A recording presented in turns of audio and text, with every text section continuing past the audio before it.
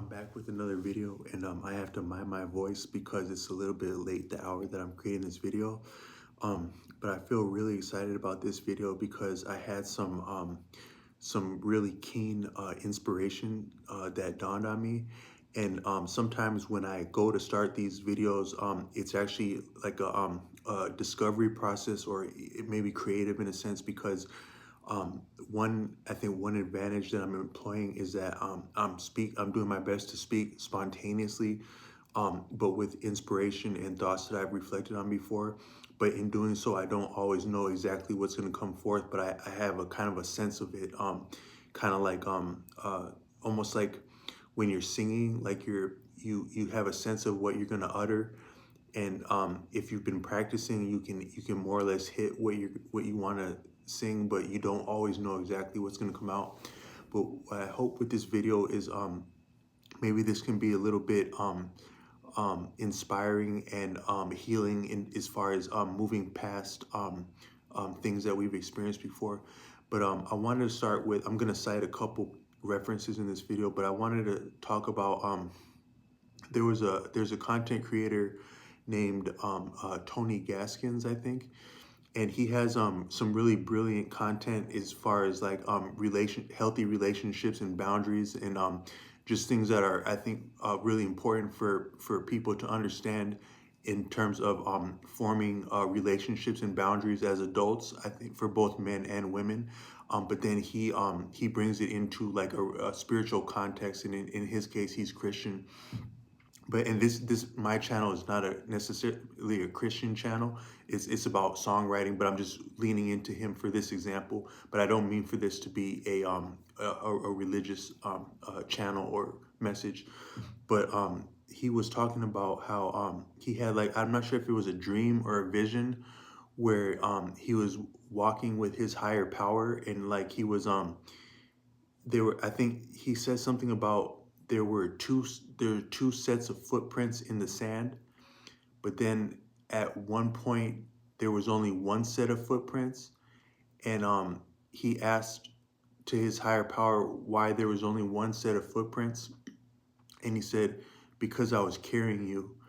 And when he said that in his message, he's a grown man, and he almost wept into tears because it really struck him.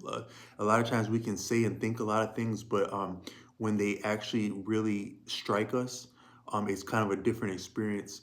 But that made me think a little bit. Like, if you think about maybe your ancestors, your ancestry, you know, your lineage, the seed of who you are has been carried for. It's really quite humbling to think about how long your line of descent has been walking this earth into the circumstances that gave rise to you being here. And for all you know, you have very little idea of what your forebears look like, even going back more than one, two, or three generations. Unless we have like pictures documented, we have very little, if any, idea what our forebears actually look like.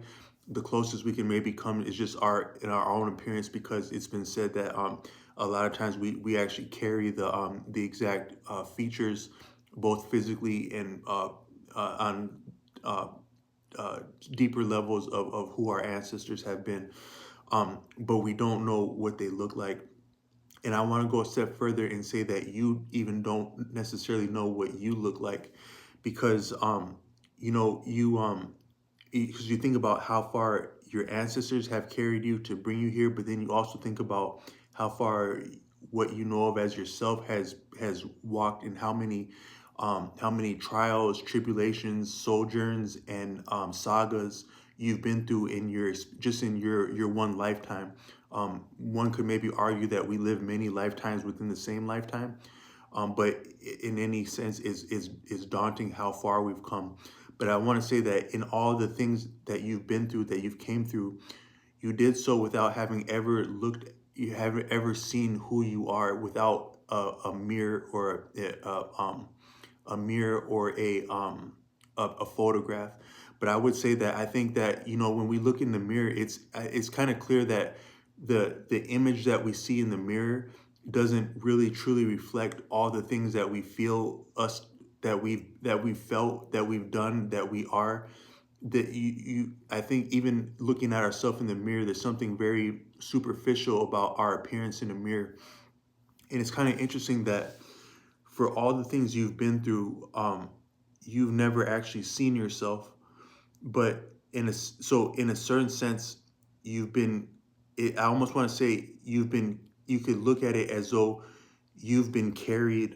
Um, there's something deeper within you that carried you through all these different experiences, and in a certain sense, that was the actual real participant. That was the actual real player that was involved in your experiences.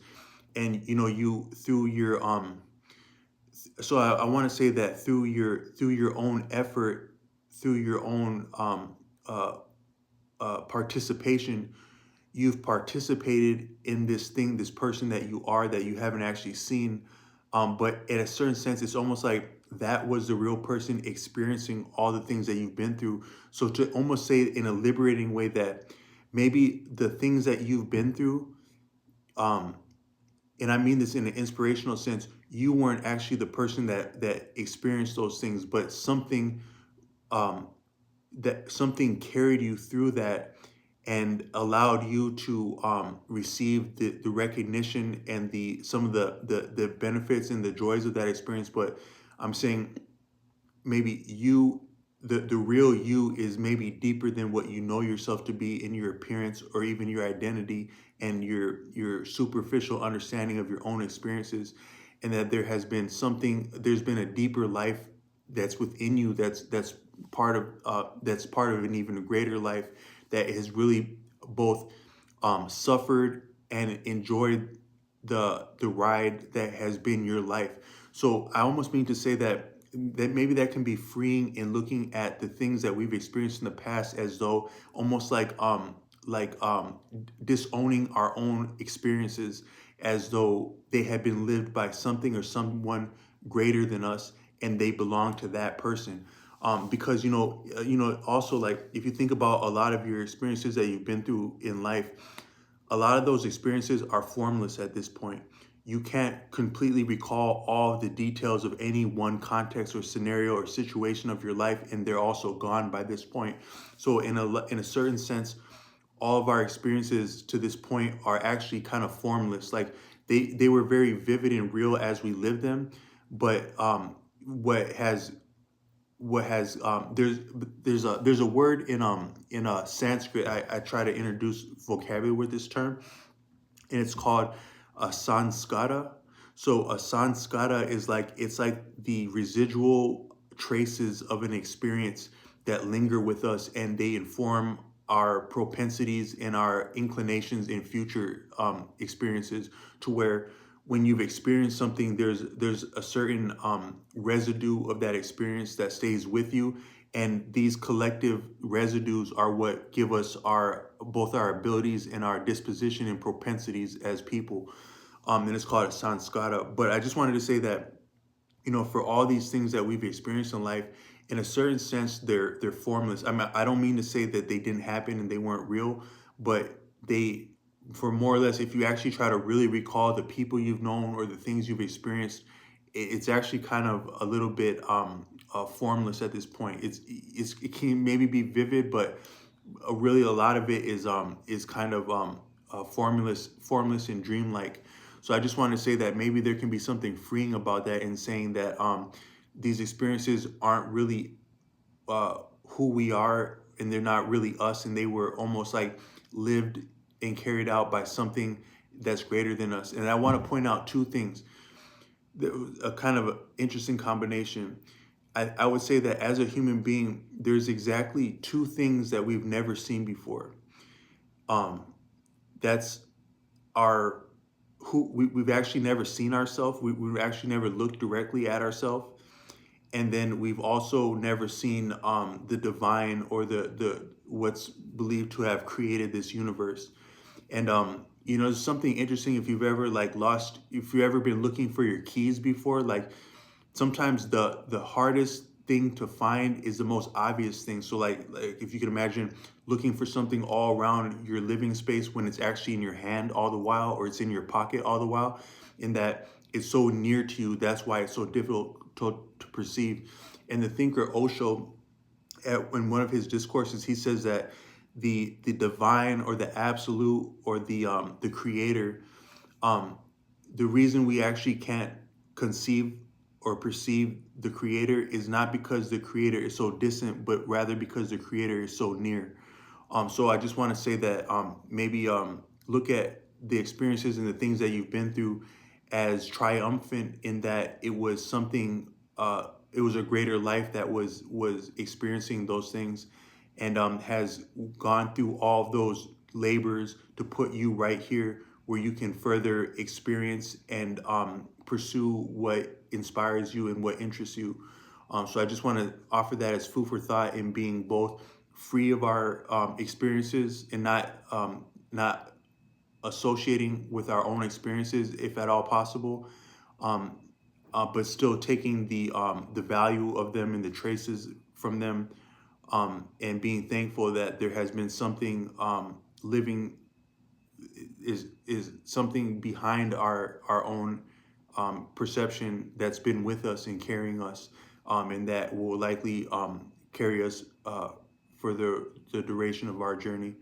But I hope this is inspirational, and I offer this humbly, and I say to everyone, keep up the work and stay positive.